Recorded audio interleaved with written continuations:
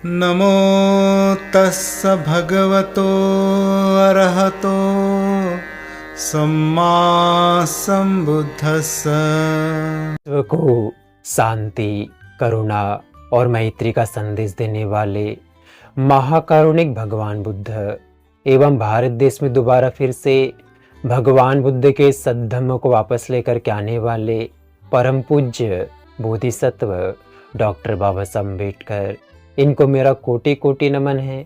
आप सभी साथियों को नमो बुद्धाय, मैत्रीपूर्ण जय भीम। आज हम धम्म पद में आगे जानेंगे।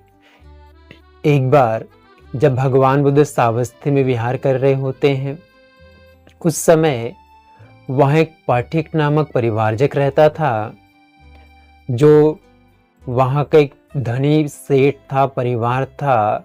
वो उसको दान पुण्य किया करता था, उसको आदर करा करता था और उसको बहुत धन वगैरह दिया करते थे।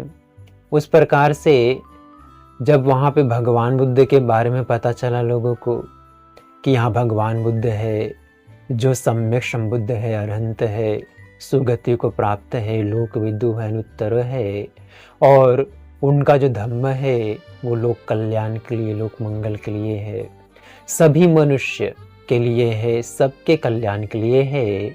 ऐसा जब उस परिवार को पता चला भगवान की ख्याति के बारे में, तो भगवान बुद्ध को धम्म देशना सुनना चाहते थे, उनका आदर करना चाहते थे, उनको दान करना चाहते थे। इसलिए एक बार उन्होंने भगवान बुद्ध अपने यहाँ पे बुलाया, अपने घर पे बुलाया और पाठिक को दूसरे रूम में रखा। तो जब भगवान बुद्ध आते हैं तो सारे लोग, उस परिवार के सारे लोग उनका आदर करने लगे, सत्कार करने लगे, अभिवादन करने लगे, उन्हें दान देने लगे, धम्म देशना को सुनने लगे। और धम्म देशना होने के बाद में सभी लोगों ने अपने मन के बुराइयों को, अकुशल विचारों को त्याग किया और भगवान बुद्ध के बताए सील, सदाचार और नैतिकता का अनुसरण करने लगे, उनका पालन करने लगे। और वो सभी ही भगवान बुद्ध के प्रति कर्तव्यवान हो गए, निष्ठावान हो गए और उस पाठिक को भूल गए। तो पाठिक को ऐसा लगा जैसे उसका अपमान हो रहा है, तो बहुत अपशब्द कहने लगा, उस परिवार के लोगों को बहुत भला बुरा कहने लगा। तो सुन करके परिवार के लोग काफ़ी शर्मिंदगी महसूस करने लगे। तो भगवान ने उस बात को जाना और उन परिवार के लोगों को कहा कि भाई, हमें दूसरों के क्रियाकलापों को, कौन क्या कर रहा है, कौन क्या नहीं कर रहा है, इस ओर अपने ध्यान को केंद्रित नहीं करना चाहिए, बल्कि हमारा जो मन है, हमें अपने आप को देखना चाहिए कि हमारा मन कैसा है। क्या हमारा मन इस समय क्रोध से भरा हुआ है, लोभ से भरा हुआ है, लालच से भरा हुआ है, या वैर से भरा हुआ है?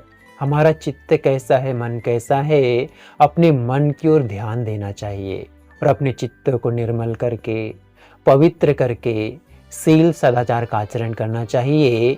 अपने आप पे ध्यान देना चाहिए, ना कि दूसरों की वैर की बातों पे ध्यान देना चाहिए।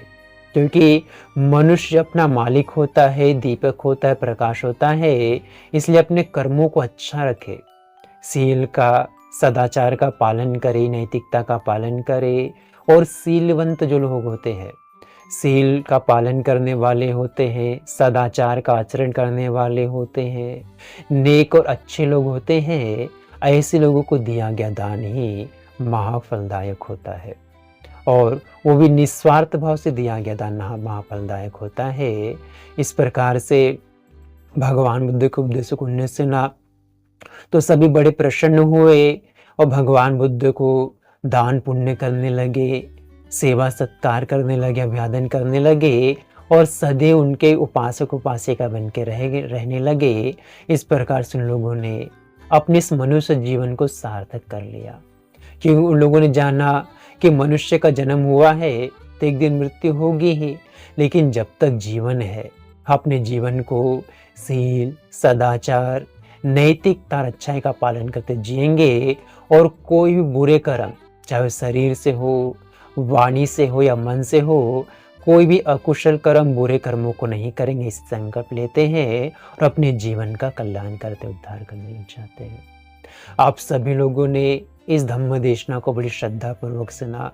इसलिए भगवान बुद्ध उनके धम्म, उनके संग के प्रभाव के तेज से आपका, आपके परिवार के प्रत्येक सदस्य के जीवन का हर एक पल सुखपूर्वक बीते, प्रसन्नता पूर्वक बीते, मंगलमय हो, कल्याणमय हो। आप सभी सुखी रहे, स्वस्थ रहे, खुश रहे। आप सभी को सुख, शांति और सुकून प्राप्त हो जाए। भवतु सब मंगलं रक्षन्तु शब्द देवता सब बुद्धानुभावेन सदा शुद्धि भवन्तु ते। भवतु शब्द मंगलं रक्षन्तु शब्द देवता सब धम्मानुभावेन सदा शुद्धि भवन्तु ते। भवतु शब्द मंगलं रक्षन्तु शब्द देवता सब संघानुभावेन सदा शुद्धि भवन्तु ते। साधु साधु साधु।